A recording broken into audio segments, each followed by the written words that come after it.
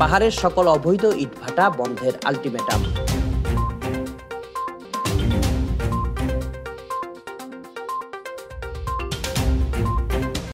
পার্বত্য ৩ জেলার বিভিন্ন স্থানে থাকা অবৈধ ইটভাটার কার্যক্রম যাতে শুরু করতে না পারে সে ব্যাপারে ১ সপ্তাহের মধ্যে জেলা প্রশাসকদের পদক্ষেপ নিতে নির্দেশ প্রদান করেছে হাইকোর্ট। প্রতিবেদককে বিষয়টি নিশ্চিত করেছেন সিনিয়র আইনজীবী অ্যাডভোকেট মঞ্জিল মোর্শেদ। পার্বত্য ৩ জেলার লাইসেন্সবিহীন অবৈধ ইটভাটার কার্যক্রম বন্ধে ২০২২ সালে জনস্বার্থে human rights and peace for Bangladesh HRPV একটি রিট পিটিশন দাখিল করে। রিট পিটিশন শুনানি শেষে আদালত বিবাদীদের প্রতি রুল জারি করে অবৈধ ইটভাটার কার্যক্রম বন্ধের নির্দেশ প্রদান করেন।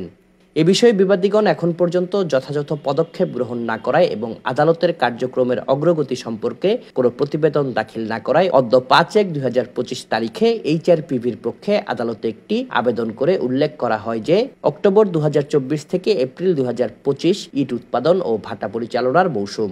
এই সময়ের মধ্যে সারা দেশের লাইসেন্সবিহীন অসংখ্য অবৈধ ইটভাটা তাদের কার্যক্রম শুরু করেছে এবং করতে যাচ্ছে, যা পরিবেশের জন্য অত্যন্ত হুমকি স্বরূপ। অবৈধ ইটভাটাসমূহ যাতে কার্যক্রম শুরু করতে না পারে এ বিষয়ে আদালতে আবেদনটি দাখিল করা হয়। রোববার ৫ জানুয়ারি বিচারপতি ফারাহ মাহবুব এবং বিচারপতি দেবাশিস রায় চৌধুরীর আদালতে আবেদনটির উপর শুনানি হয়। শুনানি শেষে আদালত আদেশ প্রদান করেন যে ১ সপ্তাহের মধ্যে জেলা প্রশাসক নিজ নিজ এলাকার অবৈধ ইটভাটার মালিকরা যাতে তাদের কার্যক্রম শুরু করতে না পারে সে বিষয়ে ব্যবস্থা গ্রহণ করবে এবং উক্ত কার্যক্রম সম্পর্কে আগামী ২ সপ্তাহের মধ্যে আদালতে প্রতিবেদন দাখিল করবে। এছাড়াও যে সকল বিবাদীদের প্রতি নির্দেশ প্রদান করা হয়েছে তারা হলেন জেলা প্রশাসক বান্দরবান, রাঙামাটি ও খাগড়াছড়ি।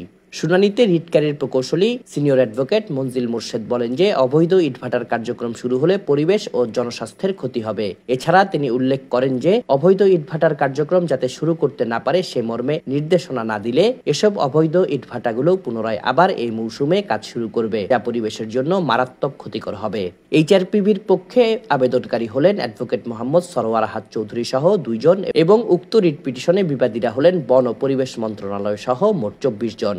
HRPVর পক্ষে শুনানি করেন সিনিয়র অ্যাডভোকেট মঞ্জিল মোর্শেদ, তাকে সহায়তা করেন advocate Sanjay Mondal, advocate Ekhlas Uddin Bhuiyan, advocate Nasrin Sultana ও অ্যাডভোকেট সেলিম রেজা। রাষ্ট্রপক্ষে ছিলেন DAG Mohammad Tanim Khan. Desk report CST TV।